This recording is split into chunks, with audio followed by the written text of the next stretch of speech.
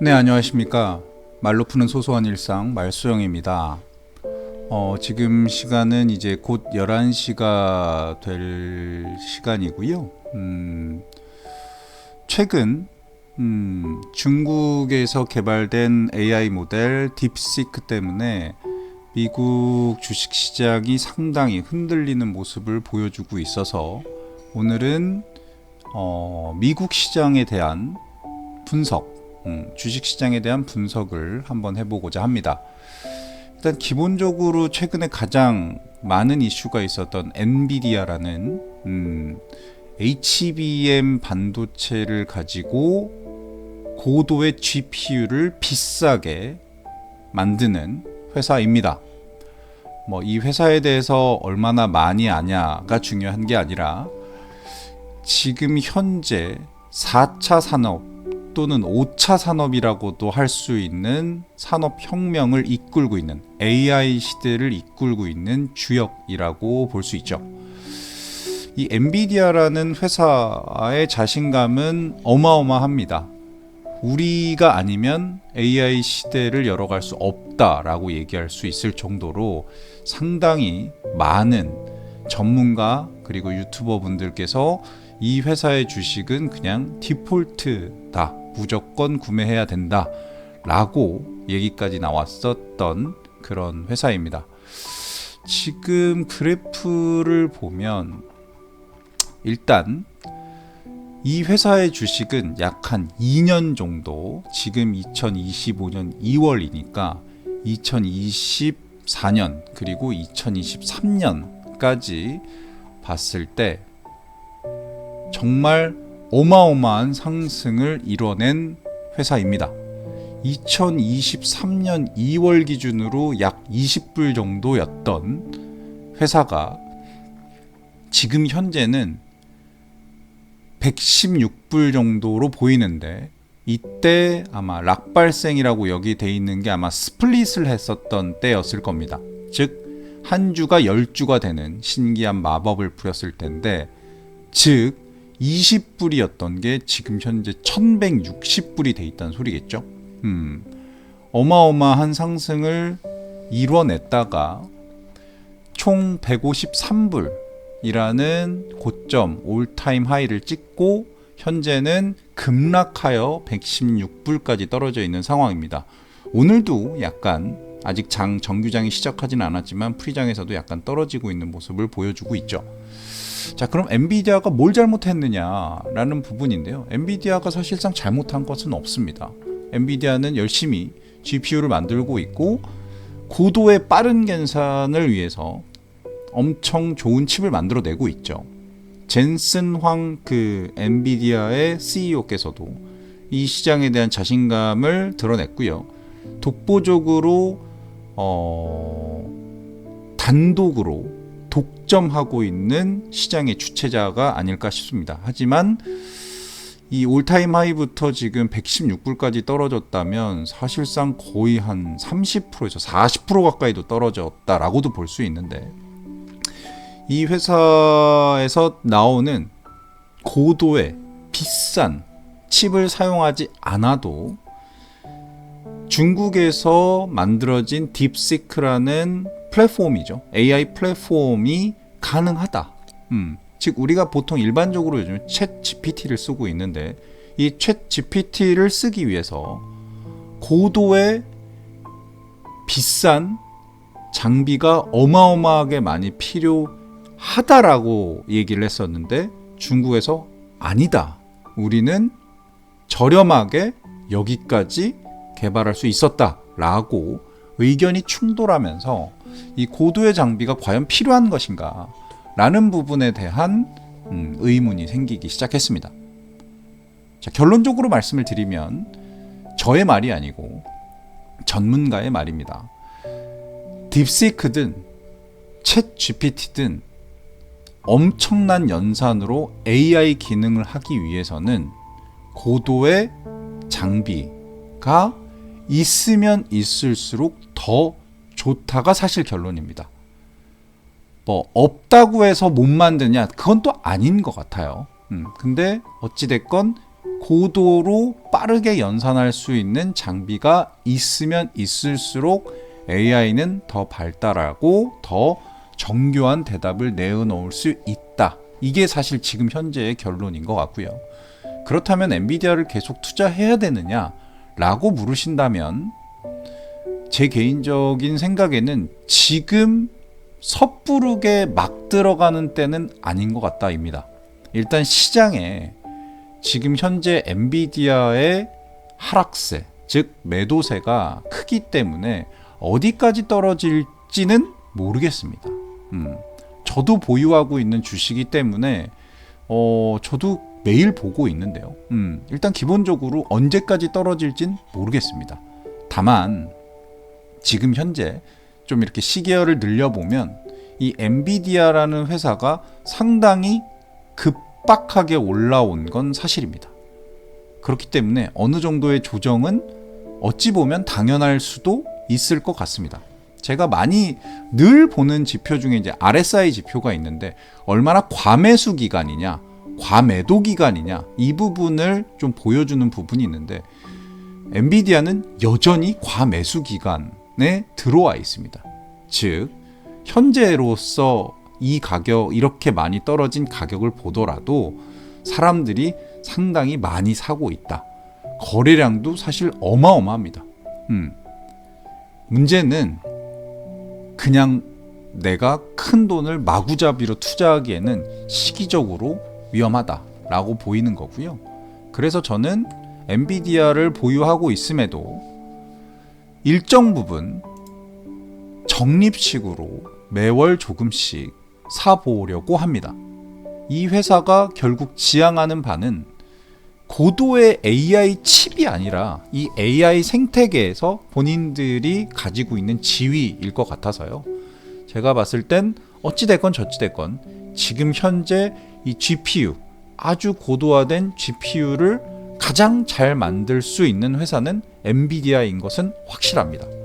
그 부분이 있기 때문에 얼마나 더 떨어질 것이냐 아니면 앞으로 얼마나 더 오를 것이냐에 대한 부분보다는 이 회사의 주식을 보유하고 있음으로써 내가 이 AI 시대에 아무것도 갖고 있지 않은 상실, 그 부분에 대해서 리스크를 줄일 수 있다라고 생각을 하기 때문에 그렇습니다. 아직 11시 반이 안 돼서 지금 현재 정규장은 시작하지 않았는데 거래량은 꽤 되고요. 지금 프리장은 열려 있는 상황입니다. 그래서 일단은 플러스로 전환은 하긴 했으나 지금 현재 요 정도 수준의 상승은 사실상 상승이라고 볼 수는 없다 라고 생각이 됩니다. 그리고 오늘 그와 비슷한 TSMC, 여기는 이제 반도체 칩을 만드는 회사죠. 이 회사 같은 경우도 사실 최근에 많은 조정이 있었습니다. 근데 워낙 TSMC 같은 경우는 변동성이 큰 주식입니다. 일단 대만의 대표 기업이기 때문에 중국발 리스크가 있고요. 그리고 이 회사가 엄청나게 반도체를 잘 만드는 회사임엔 분명하지만 이 회사에게 납품하는 그런 부분들이 위기, 즉 리스크를 감수하고 있는 것들이 명확하기 때문에 이 회사의 변동성은 상당히 큰 편입니다. 그 이슈들이 계속해서 튀어나오거든요. 그럼에도 불구하고 꾸역꾸역 천천히 올라가고 있는 이런 모습. 그리고 지금 그 미국 주식을 볼 때 가장 중요하다라고 볼 수 있는 게 보통 일반적으로 51선, 이 녹색 선이죠. 이 51선과 201선인데 뭐 어떤 분은 121선, 151선, 101선 뭐 이런 거 다 얘기하시는 분들이 있는데 저는 조금 장기 투자 성향을 갖고 있기 때문에 201선을 상당히 중요하게 생각을 합니다. 이 201선에 도달했을 때라면 충분히 이 산업이 성장하고 있기 때문에 매수를 해도 된다라고 생각을 하고요. 만약에 이 201선을 찍고 내려가기 시작한다면 이 산업의 사이클은 지금 당장은 어려운 시기로 진입하는구나 라고 생각을 합니다. 따라서 지금 현재 TSMC라는 회사의 주식은 잘 가고 있다. 조정을 받았으나 이 회사가 지금 뭔가 문제가 생기거나 어떤 산업적인 꺾임이 있거나 이렇다고는 생각하지는 않습니다. 그래서 TSMC도 제가 보유하고 있는 주식이고 앞으로도 추가적으로 만약에 매도세가 세다면 추가적으로 조금 더 모아갈 생각입니다. 사실 그 저점을 계속 형성하는 요 선이면 한 요 정도 선이겠죠. 한 190불 정도 선일 것 같은데 이 정도 선이 온다면 조금 더 추가로 매수를 해도 될 것이라고 생각은 하고 있습니다. 오히려 200일선까지 온다면 뭐 감사합니다 하고 매수를 하겠죠. 그리고 이제 뭐 전 세계에서 가장 유명하다라고 할 수 있는 마이크로소프트라는 회사입니다.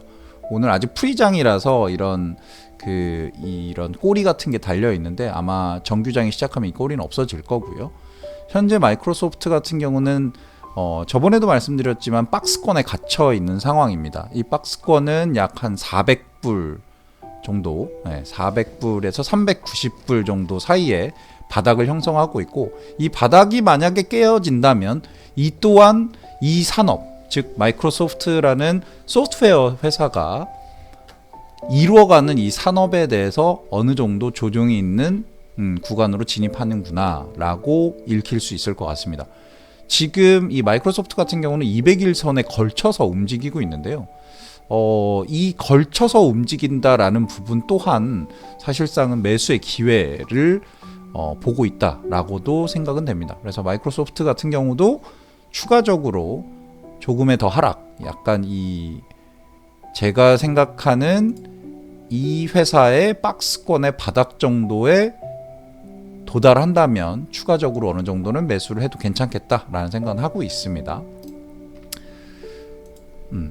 이거는 이제 우리가 알고 있는 구글이고요. 구글은 지금 올타임 하이를 가고 있는 상황입니다.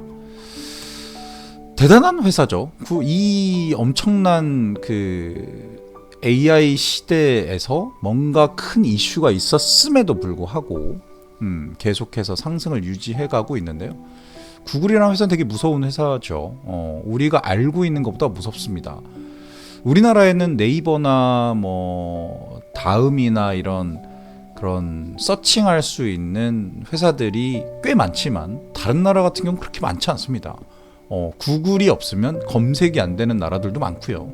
그래서 상당히 파워풀한 회사인데 그거 말고도 AI라든가 아까 방금 말씀드렸던 마이크로소프트라든가 이 구글이라든가 이런 회사들은 AI, 뭐 퀀텀 컴퓨팅 이런 쪽에 아주 우선적으로 투자를 해서 시장을 압도하려고 여러 가지 투자를 잘 하는 회사들이기 때문에 이 시장에서도 계속해서 각광을 받고 있고요. 실제 그렇게 과열되어 있다라고 표현하기에는 좀 무리가 있는 게 이 회사들은 내렸다 오르다를 반복하면서 꾸준히 올라갑니다. 마이크로소프트가 진짜 무서운 게 뭐냐면 이렇게 말고 이렇게 시계열로 보면 정말 이게 주식이야 라고 할 수 있을 정도로 이런 모습을 보여줍니다. 이때 아마 요 시기는 아마 제가 봤을 때는 뭔가 코로나 시기였지 않나라는 생각도 좀 들고요. 코로나 시기였음에도 불구하고 이 정도의 조정폭에서 다시 상승을 하는 그런 모습을 보여주고 있습니다. 알파벳도 마찬가지입니다. 구글도 변동성이 되게 큰 회사 중에 하나고요. 빠질 땐 시원하게 좀 빠져주는 그런 회사다 보니 이런 그래프가 조금 보이고 있습니다. 월봉에서 이 51선, 월봉에서의 51선은 정말 중요한 지지선이거든요. 그래서 월봉에서 51선이 온다면 사실상은 조금 더 적극적으로 매수를 해도 나쁘지 않다라는 생각을 갖고 있습니다. 여기도 마찬가지고요. TSMC도 마찬가지고 엔비디아 또한 뭐 여기까지 오지도 못했지만 이렇게 마찬가지입니다. 그리고 이제 아마존이라는 전자상거래 회사라고도 인식이 되지만 사실상 전 세계에서 상당히 많은 클라우드 컴퓨팅을 지원하는 서버를 지원하는 회사이기도 합니다. 지금 아마존도 계속해서 오르고 있죠. 저는 보유 주식 중에서는 가장 많은 매수를 한 게 아마존인데요. 왜 아마존을 그렇게 많이 매수했습니까? 라고 물어본다면 물 타다가 어쩔 수 없이 많이 매수하게 됐습니다. 그럼 뭐 아마존을 어떻게 할 겁니까? 라고 물어본다면 그냥 가지고 갈 겁니다. 이 아마존, 지금까지 말씀드렸던 엔비디아, TSMC, 마이크로소프트, 구글, 아마존, 이 모든 회사들이 우리가 생각하는 것 이상으로 큰 회사입니다. 그래서 이 회사들 중에 하나라도 문제가 생긴다면 사실상 상당히 큰 문제가 생기기 때문에 거의 지수다라고 생각은 좀 되고요. 아마존이라는 회사는 다양한 산업에 도전하는 걸 좋아하는 회사로도 유명한 회사입니다. 그래서 변동성도 상당히 큽니다. 뻘짓도 하고요. 예, 큰 손실을 보기도 하는 그런 회사임에도 불구하고 꾸준히 본인의 할 일을 잘 하면서 올라가는 그런 회사이기 때문에 그냥 놔두고 있습니다. 그리고 이제 희대 애플이죠. 애플이 지금 상당한 조정을 거쳤습니다. 상당한 조정. 최근 들어서 갑작스럽게 엄청난 상승을 했다가 확 조정을 거쳤고요. 그 260불이라는 올타임 하이를 찍고 나서 거의 214불까지 떨어졌던 그러니까 애플이 더 이상 혁신이 없다라는 부분, 그리고 애플이 이제 중국에서 상당히 많은 판매량을 올리고 있었는데 중국과의 관계가 좋아지지 않으면서 상당히 판매량에 대한 우려가 있으면서 이렇게 급락을 했었죠. 그렇다면 애플이라는 회사에 대해서 우리가 어떻게 볼 것이냐.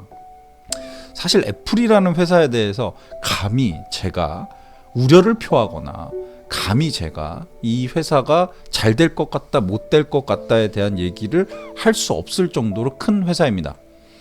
물론 최근에 나오는, 저도 아이폰을 쓰고 있지만 이 아이폰이 엄청 혁신적이냐라고 물어본다면 저는 아니다라고 얘기를 할 수는 있을 것 같지만, 이들이 생각하고 이들이 구축하고 있는 생태계는 실로 어마어마합니다.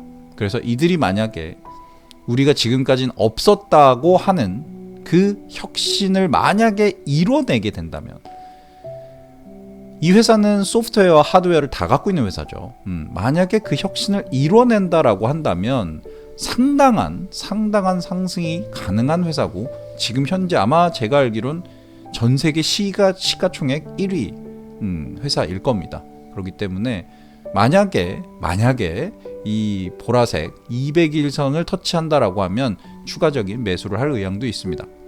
이 또한 월봉으로 보면 사실상 많이 떨어진 것도 아니에요. 많이 떨어진 것도 아니기 때문에 굳이 막 애플을 적극적으로 매수해야 됩니다, 이런 부분은 없지만, 이 애플이라는 회사, 특히나 이 제가 되게 좋아하는 회사, 이 주가 흐름을 갖고 있는 회사인데요. 박스권을 만들고 깨고 올라가서 또 박스권을 만들고 깨고 올라가서 또 박스권을 만들고, 이렇게 단계적으로 상승하는 회사는 큰 위험이 따르지 않아요. 그래서 상당히 매력적인 회사다라고 생각을 합니다. 그러고 이제 테슬라, 꿈을 먹고 사는 기업 테슬라입니다.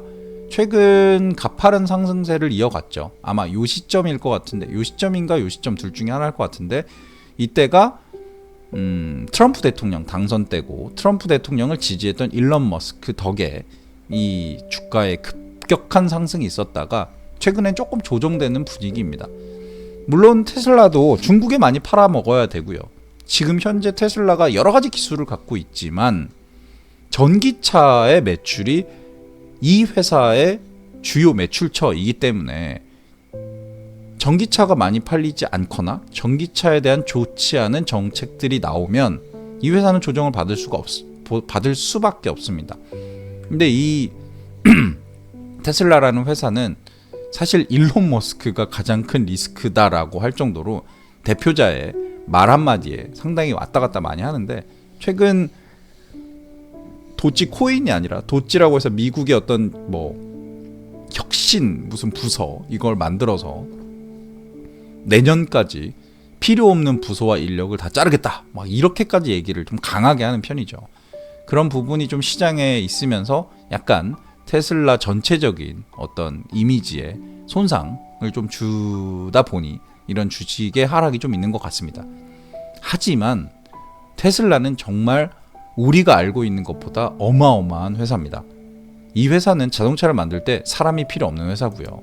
기가 팩토리라는 어마어마하게 큰 공장을 전 세계 곳곳에 건설을 하고 있고, 그 기가 팩토리에서 사람 없이 자동차를 만들어서 그 사람 없는 차가 알아서 배에 실려서 알아서 수출이 되는 그런 것까지 지금 목표로 하고 있는 그런 회사입니다. 우리가 알고 있는 모든 혁신을 다 갖고 있는 회사다라고 봐도 과언이 아닐 정도로 엄청난 회사죠. 즉 지금 현재 보면 요건 한번 그려줘야 되겠네요. 전 저점이 여기입니다. 그쵸? 그리고 아마 요 정도의 매물벽 정도가 형성이 돼 있을 것 같고요. 이때가 아마 트럼프 때이기 때문에 제가 봤을 땐 요 어디 근처가 상당한 매물벽이 있었을 것으로 예상합니다. 이거를 깨고 지금 들어온 거거든요. 이걸 깼기 때문에 이걸 깼다라는 것 자체가 그때 당시에 상당한 이슈가 됐었습니다. 그래서 여기에서 만약에 걸려서 다시 올라갈 수도 있는 거고, 여기에서 걸려서 여기까지 떨어질 수도 있는 거고, 여기에서 만약에 여기까지 떨어진다면 트럼프 대통령 당선 전으로 돌아간 거죠. 이때가 되면 사실상은 강력하게 매수를 할 수도 있습니다. 물론 테슬라는 138불, 이 150불 이 정도 선까지 급락까지 하는 상당히 큰 변동성을 갖고 있는 회사다 보니 쉽게 얘기할 수 있는 회사는 아니지만, 그래도 테슬라라는 회사가 이제는 전 세계 누구나 아는 그런 회사가 되었다라는 것은 분명합니다. 오늘은 오늘의 주인공이고 미래의 주인공일 수도 있는 팔란티어 테크입니다. 사실 이 팔란티어 테크는 테슬라의 창업자인 일론 머스크와 같이 일하던 동료들이 나와서 만든 회사라고도 볼 수 있는데, 오늘 24% 정도의 상승을 보여주거든요. 어마어마합니다. 결론적으로는 실적이 잘 나왔기 때문입니다. 이 팔란티어라는 회사를 저도 꽤 갖고 있었다가 요쯤이죠. 한 75불 선에서 절반을 매도했어요. 왜 절반을 매도했냐라고 저한테 물어보신다면, 이 회사는 벌어들이는 돈보다 이 주식 가격이 상당히 고평가가 돼 있기 때문에 재무 자료상으로요, 그 고평가에 대한 이슈를 지적한 전문가들이 상당히 많습니다. 즉 좋은 회사인 건 분명하나 이 회사가 돈을 잘 버는 것임에도 불구하나 그에 불구하고도 이 주가의 가격은 너무 비싸다라는 거였죠. 근데 어제 실적 발표가 되면서 팔란티어라는 회사는 정말 돈을 잘 벌고 있습니다가 되어버렸습니다. 그래서 오늘 23%, 24%씩 이렇게 뻥튀기 돼서 올라가는 상황인 거죠. 제 입장에선 상당히 배가 아프고 속이 쓰린 회사입니다. 여기서 팔았는데 여기까지 갔네요. 단번에요. 한 20% 이상이 오르는 상황인데, 매월 저는 조금씩 사고는 있습니다만, 이제는 제 생각엔 여기까지 와주면 너무 좋겠다라고 생각을 했으나 이때 못 샀습니다. 이때 못 샀고요. 이미 날아가는 주식에 대해서 후회할 필요는 없고 그냥 나머지 반만 갖고 있으니까 반이 더 잘 되길 바랄 뿐입니다. 요즘에 되게 조용하신 우리 워렌 버핏 할아버지의 회사 벅셔 해서웨이인데요. 벅셔 해서웨이 같은 경우도 제가 되게 좋아하는 회사의 단계별로 오르는 박스권을 뚫고 가는 그런 회사인데, 최근에는 사실상 벅셔 해서웨이는 세계 안정적인 포트폴리오를 구축하고 있는 회사라서 크게 시장의 흔들림은 없습니다만, 요즘 시장이 딱 이 벅셔 해서웨이랑 비슷하다라고 볼 수 있는 게, 이 나스닥에 있는 빅7 중에 AI 관련된 산업을 제외하고는 딱 요 정도 수준입니다. 큰 이슈가 없고, 오히려 트럼프 대통령의 관세 정책이라던가 미국의 고물가라던가 이런 부분에 영향을 받아서 시장이 약간의 기간 조정을 거치고 있는 상황인데, 딱 벅셔 해서웨이가 그 정도 수준에서 주가의 등락을 보여주고 있다고 생각하고요. 저는 어찌됐건 벅셔 해서웨이가 앞으로도 워렌 버핏 할아버지가 잘 오래 사셔서 잘 해주실 거라 믿기 때문에 일단 보유하고 있습니다. 그리고 이제 제가 이제 전략적으로 매수를 하고 있는 자산인데 바로 화이자라는 회사입니다. 전 세계 1등 제약 바이오 회사이고요. 제가 왜 화이자를 전략 자산으로 생각을 하고 있느냐라는 부분은 이 화이자라는 회사의 어떤 그런 힘보다는 이 AI 시장, 즉 AI가 점점 더 지능화되고 좋아지면 좋아질수록 그 모든 역량들이 사람에게 집중되지 않을까라는 생각을 가지고 있습니다. 다시 말해서 이 우리가 AI가 발달하면 발달할수록 사람이 지금까지 풀지 못했던 숙제들, 이런 숙제들을 AI가 좀 더 풀어줄 수 있을 것이라고 생각을 하는데, 그 중에 하나가 바로 약입니다. 나에 맞춰진 약. 사실 우리가 지금 보통 먹고 있는 약들은 대부분 다 대중성, 범용성이 많은 약, 안정성이 높은 약을 먹고 있죠. 하지만 사람마다 다 모든 DNA며 모든 세포가 다 다르기 때문에 나에 맞춰진 약이라는 건 사실상 이런 회사가 만들 수가 없습니다. 왜냐? 그렇게 하려면 어마어마한 비용이 들거든요. 사람마다 다 다르니까요. 하지만 AI가 이 제약 바이오의 접목이 된다면 나에 맞춰진 약, 나의 몸의 특성을 계산을 해서 이 사람은 이런 몸을 갖고 있고 이런 병이 있고 이런 약이 잘 듣는구나, 이런 성분이 잘 듣는구나 라고 AI가 분석을 해서 당신에겐 이 약이 좋습니다 라고 해서 만들어 준다면 이 회사의 주가는 제가 봤을 땐 이 61불이요. 지금 26불이면 61불이 아니라 600불이 넘을 수도 있을 것이다 라고 생각을 합니다. 왜냐하면 어찌됐건 사람은 긴 생명과 건강한 삶을 원하기 때문입니다. 그래서 이 회사가 저의 전략적 자산입니다. 그러면 많이 사느냐? 많이 살 수는 없어요. 지금 바닥에 와 있는 주식회사를 어떻게 많이 사겠습니까? 매월 조금씩 매수하고 있는 상황입니다. 그리고 이제 미친 척 사는 AI 관련된 제약회사입니다. 이 회사의 특징은 엔비디아라는 회사가 지분의 40%를 갖고 있다라는 거죠. 젠슨 황이 바보도 아니고 이 회사의 주식을 왜 40%나 굳이 갖고 있을까요? 저는 개인적으로는 뭔가 이유가 있을 것이라고 생각합니다. 그리고 이 회사는 한 번, 두 번, 세 번, 네 번, 다섯 번 동안 이 6불 언저리에서 계속해서 지지를 받고 올라가고 있는 상황이고요. 오늘도 다시 또 떠났을지 모르겠지만 어찌됐건 이 차트상으로만 봤을 땐 어느 정도 바닥을 찍고 턴 어라운드 하는 시기에 와 있지 않나 라는 생각도 들 정도로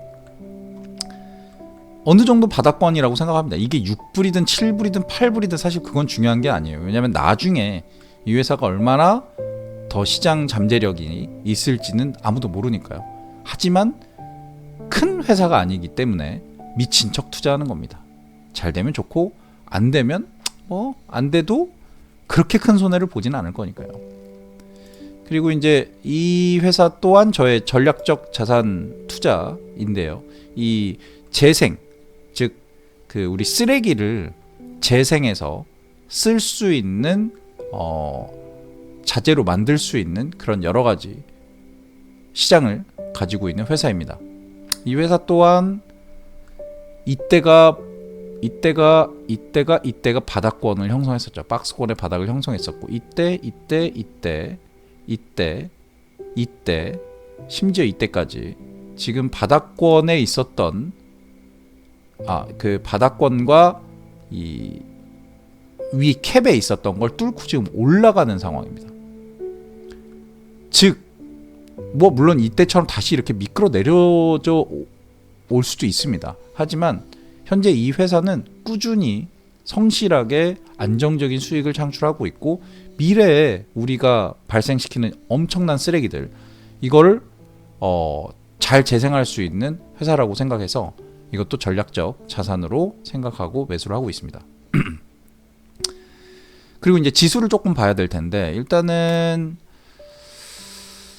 뭐 QQQ를 고집할 필요는 없습니다. QQQ는 1배짜리 주식이고 저도 그냥 꾸준히 모아가고 있는 회사이다 보니 이 회사의 뭐 상승, 이 지수의 상승은 사실 뭐 더할 나위 없죠. 최근 들어서 엄청나게 상승을 하고 있고 이 부분에 대해서 사실 조금만 더 떨어진다라고 한다면 이 회사는 이 지수는 오히려 많이 내려가면 많이 내려갈수록 더 크게 올라갈 수 있는 여지가 있어서 저는 규칙적으로는 QQQ를 사지만 급락했을 때는 TQQQ를 조금 더 매수를 하는 쪽입니다.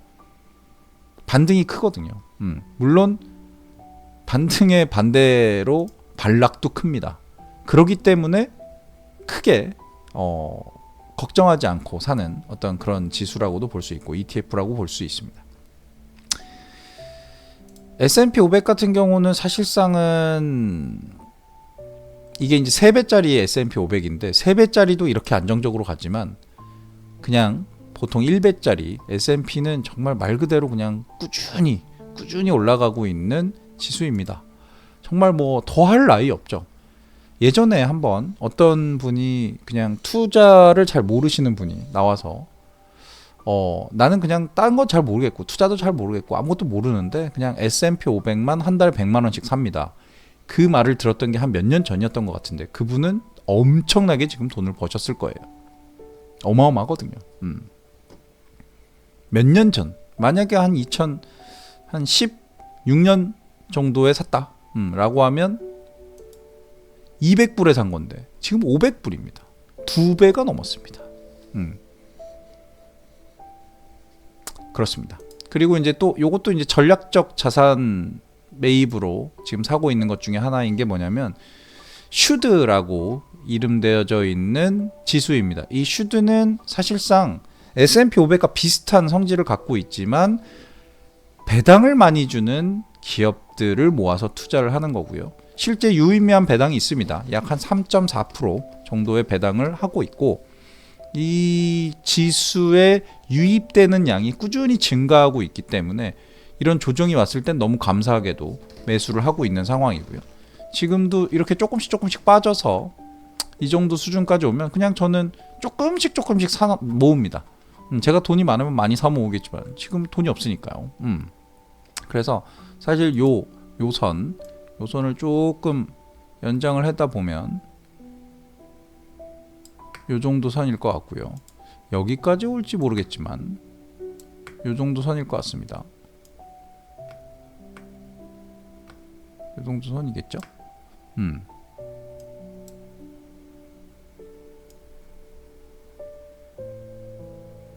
제가 또 이런 거 좀 잘 긋고 싶어하는 성격이 있어서 만약에 이 200일선을 깨지 않고 간다면 사실상 오늘 저점입니다. 어제가 저점이었다고 봐야 되겠네요. 근데 만약에 이걸 깨고 내려온다면 요 선을 깨고 내려올 수도 있으니까 여기까지 226불 아래로도 내려올 수도 있다. 즉 만약에 이 정도 선까지 내려올 수 있다라고 한다면 얘는 조금 잘못 그려진 것 같네요. 아니요, 괜찮네요. 요 정도 선까지 내려올 수 있다라고 한다면 그냥 조금씩 더 사도 된다. 왜? 일단 계속 배당을 주니까요. 그런 부분에 대해서는 사실 고민 없이 살 수 있을 것 같습니다. 그리고 조금 사는데 아무 관심 없는 러셀 2000, 즉 이거는 이제 미국의 중소기업들이 모여 있는 지수라고 보면 될 것 같은데 미국의 중소기업들이 생각보다 잘 갑니다. 생각보다 잘 가고 있고 꾸준히 그냥 천천히 올라가고 있는 모습이라서 그냥 그래 잘 가는구나. 여기 딱 200일선 215불 찍었을 때 이때 샀어야 되네요. 못 샀어요. 그래서 아무튼 잘 가고 있다라는 생각이 좀 들고요. 문제의 그 미국 국채 20년 플러스, 즉 보통 20년에서 30년 정도의 미국 국채 최근에 안전자산 선호 현상이 좀 일었습니다. 왜냐하면 트럼프의 관세 정책이라든가 뭐 여러 가지 이슈 때문에 주식보다는 채권으로라고 해서 그런 얘기가 있었으나, 그래서 튀어 올랐으나 실질적으로는 이렇게 보면 엄청난 변동성을 갖고 있는 것처럼 보이지만 실제는 이 정도입니다. 179불을 찍었다가 지금 87불까지 거의 반토막 나 있는 상황인데, 어찌됐건 이 또한 나중에 좀 미국이 안정이 되고 금리가 내려온다면, 장기 금리가 내려온다면 상승할 수 있는 여력이 있고, 얘도 또한 배당을 많이 주는 그런 ETF다 보니까 보유를 하고 있고요. 문제, 최근에 가장 큰 문제가 되는 우리 속슬, 이거는 반도체 지수 3배짜리 ETF입니다. 와, 진짜 이렇게 빠질 수가 있나 정도의 변동성을 보이고 있고, 만약에 지금 현재 이런 반도체들이 힘을 받지 못한다 라고 한다면 청산될 수도 있을 정도로 상당히 많이 떨어져 있는 상황이고요. 저는 개인적으로 지금 요 박스 안에서 지금 움직이고 있다라고 생각을 하는데, 개인적으로는 더 빠지 않았으면 좋겠습니다. 더 빠지지 말고 제발 딱 요 정도 선에서 바닥권을 좀 지지해 줬으면 좋겠고, 만약에 2023년 말에 저점이었던 14불까지 빠진다면, 14불, 15불 정도까지 빠진다면 마음이 많이 아플 것 같습니다. 제가 평단이 좀 높은 편이라서 좀 마음이 아프지만, 어찌됐건 꾸준히 저점에서 사모아서 평단을 많이 낮춰놨습니다. 이 정도 평단을 가지고 있는 것 같은데, 이 정도 평단을 갖고 있음에도 상당히 마이너스가 큽니다. 그래서 제발 잘 올라가줬으면 합니다. 더 이상 안 살 거거든요. 만약에 제가 계속 살 거다라고 한다면 계속 빠져주라고 얘기를 할 텐데, 조금만 더 사고 더 이상 안 살 예정입니다. 그리고 최근에 조금 관심을 갖고 보고 있는 게, 미국의 어떤 주식 투자를 잘하는 의원이 있대요. 하원 의장을 지내셨던 분이라고는 하는데, 그분께서 이 회사의 주식을 사셨다고 하더라고요. 상장된 지는 얼마 안 된 것 같아요. 근데 지금 이거 보세요. 이거 어마어마한 상승. 저는 이런 주식을 그렇게 좋아하진 않지만, 한 30불, 35불 정도 선이죠. 한 35불 정도 선에서 바로 지금 2배까지 치닫고 있는 상황입니다. 얼마 안 됐습니다. 실제 지금 2005년 시작할 때 한 35불 정도 선이었는데 지금은 70불인 거죠. 이 회사를 어떻게 투자를 할 거냐? 이 회사에 대해서 좀 공부가 필요할 것 같습니다. 약간 팔란티어 테크와 비슷한 류의 그런 투자가 될 것 같기는 한데, 일단 기본적으로 이 회사가 바닥을 찍고 어느 정도 선에서 지지를 하는 시점이 왔을 때 그때 한번 투자를 할까 싶고요. 사실 요 정도 선이 엄청난 허들이 있을 겁니다. 이 정도 선을 뚫고 올라가면 바로 사도 될 수 있을 정도로 강력한 회사인데, 아직 200일선이 나오지도 않은 따끈따끈한 2024년 6월 14일에 상장한 회사입니다. 그리고 지금 최근에 이제 AI 반도체를 돌리기 위해서, AI GPU를 돌리기 위해서 상당한 에너지가 필요하다, 상당한 전력이 필요하다라는 것 때문에 많이들 올랐었던 넥스트라 에너지와 비스트라 에너지가 상당한 조정을 받고 있는 느낌입니다. 넥스트라 에너지 같은 경우가 오히려 엄청나게 많은 상승을 했다가 확 떨어져서 지금 바닥을 좀 형성하고 있는 상황이고요. 왜 계속 나오지? 주봉으로 봐도 추세를 좀 깨고 내려가 있는 상황. 이 정도 추세는 맞닥뜨려 있는 상황이라고는 보여지지만, 이런 그림을 그리는 건 사실 그냥 말 그대로 그림 그리기죠. 이게 맞냐 틀리냐를 얘기할 수가 없습니다. 요 선 같은 건 필요가 없어지겠네요. 이 선도 필요가 없고요. 요 정도 선이다. 지금 어느 정도 가겠느냐라는 부분인데, 어찌됐건 지금 현재 상황에서는 이렇게 봤을 땐 V자 반등의 눌림목 정도로 보여지지만 이건 정답이 아닙니다. 정답이 아니기 때문에 전력 관련된 섹터는 쉽게 투자하지는 않겠다라는 생각이고요. 최근에 이제 우리 집중을 받고 있는 양자 컴퓨팅 관련된, 사실 되게 뜬구름이긴 합니다. 예전에 이 양자 컴퓨팅이 여기서부터 여기까지 떨어졌을 때 영국에 있었던 그 2배짜리 아이온Q ETF죠. ETF는 청산되기까지 했습니다. 그때 청산되신 분들은 진짜 지금 분노가 차오를 텐데, 젠슨 왕의 한마디 때문에 이렇게 됐었거든요. AI 기술 이후에 양자 컴퓨팅은 약 15년 후에나 가능할 것이다.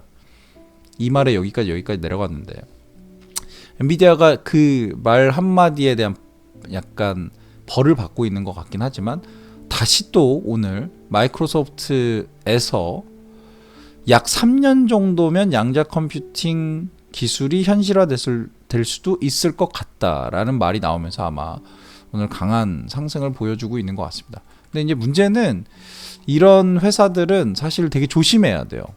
왜냐하면 양자 컴퓨팅을 하고 있는 기업이 실제 돈을 벌고 있느냐, 이 부분이 이슈인데 아직 없습니다.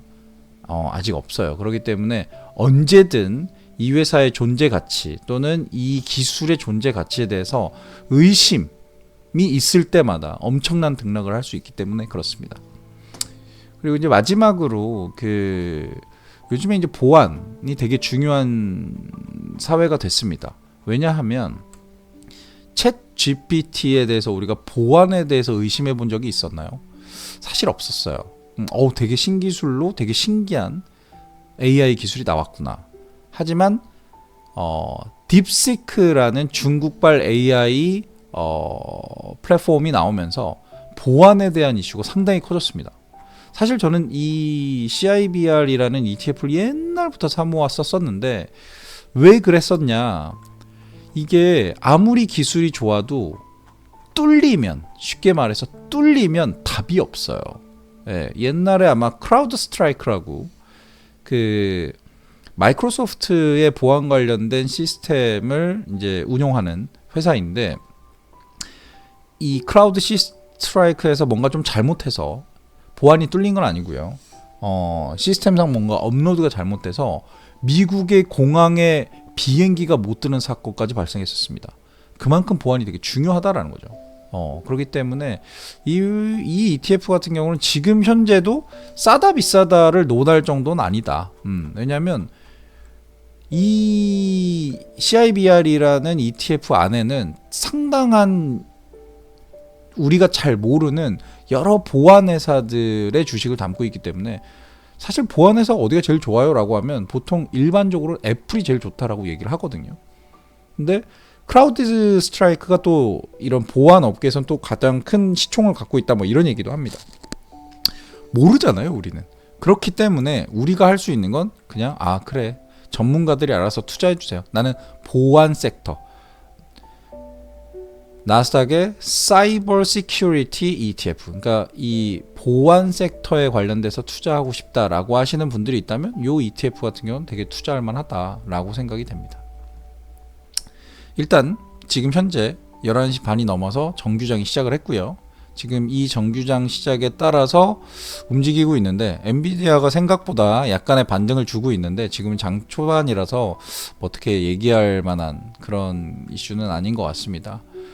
최근에는 장 초반과 장 후반이 너무 많은 다른 부분이 있고요. 오늘은 팔란티어 테크가 어마어마한 상승을 보여주면서, 근데 거래량이 그렇게까지 치솟진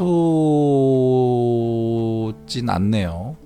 이 정도면 거래량이 폭발할 만도 한데 그래도 24% 상승하고 있습니다. 오늘의 주인공입니다. 이미 많이 떠났네요. 많이 떠났습니다. 다시 내려오긴 힘들겠죠. 안타깝지만 지금 현재를 두고 보고, 어느 정도의 조정이 있어서 사실 뭐 요 정도 수준까지만 떨어준다고 해도 감사하게 매수를 해야 될 것 같은 그런 느낌입니다. 자, 딥시크발, 그리고 트럼프 관세 전쟁발 흔들리고 있는 미국 시장에 대해서 잠시 분석을 해봤습니다. 말로 푸는 소소한 일상, 말소영이었습니다. 고맙습니다.